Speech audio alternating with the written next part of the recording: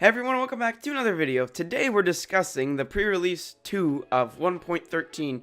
Came out today, has some few little bug fixes and also some little changes that do fix a lot of the things the community was complaining about in the previous pre-release. So the main change that I found, the most interesting is the bark block change. So in the last pre-release, the bark blocks actually had a texture on the top, a custom texture.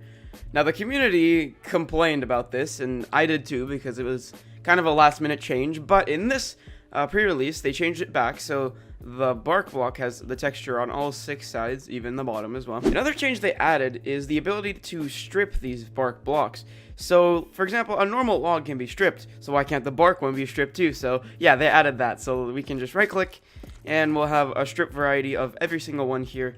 Looking just about right. The next minor change here is a new crafting recipe. So we can actually create packed ice from 9 ice blocks, which is a pretty big change considering now you don't have to actually go to the ice spikes biome to get this block.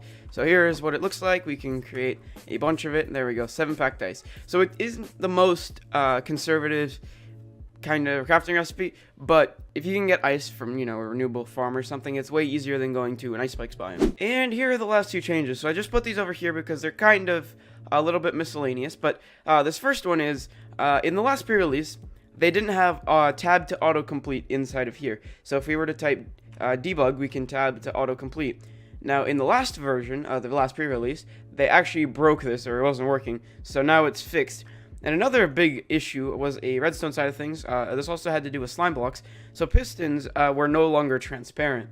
And slime blocks also had an issue with that. So it would cause a lot of lighting updates because only half of the piston state, so like when it was extended or retracted, I don't remember which one, but one of those was transparent. So now they've fixed that, so the lighting updates aren't as buggy because, well, there aren't really that many.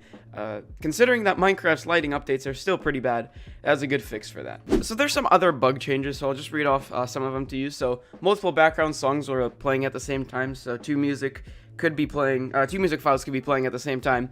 And this actually happened to me quite a lot in 1.12 specifically, so it's a good thing that I actually probably fixed that.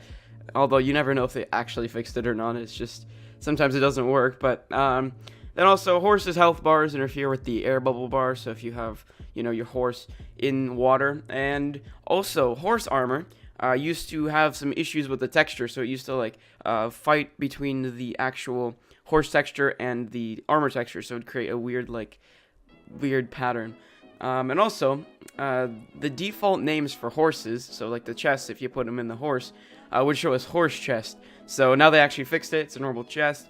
And also, another problem that I also noticed was item right-click actions don't really work while in adventure mode, so that is now fixed. Everything is good now.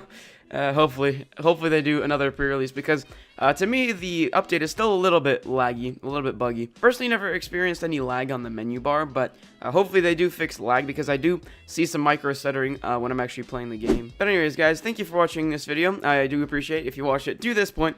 And anyways, guys, I'm out. I'll see you in the next one. Bye bye.